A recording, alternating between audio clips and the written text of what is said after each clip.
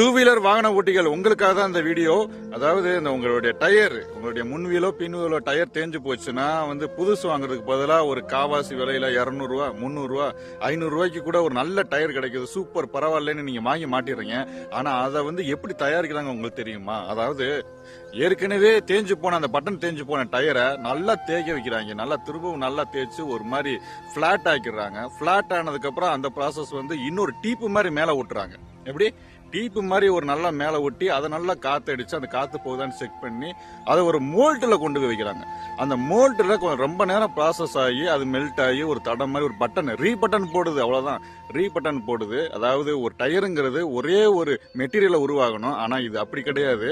So இப்படி இருக்கிறது பாத்தீங்கன்னா சீக்கிரமாவே உங்களுக்கு வெடிக்க தன்மையா இருக்கும். ஏன்னா நீங்க ஃபேமிலியோட நிறைய டிராவல் பண்ணிட்டு இருப்பீங்க.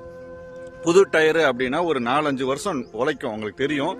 ஆனா அதே பழைய டயர்னா 6-5 மாசத்துலயே அது போயிருங்க. ஆனா அந்த புது டயர் விலைக்கு ஏற்றி வச்சு விற்பாங்க. தயவு செய்து கொஞ்சம் அவேர்னஸா இருங்க. இந்த மாதிரி டயரை வாங்குறதுக்கு பதிலாக நீங்க புது டயர் வாங்கிட்டு போயிருங்க. அதுதான் நான் சொல்ல வர்றேன். ப்ளீஸ் எல்லாருக்குமே ஷேர் பண்ணுங்க ப்ளீஸ்.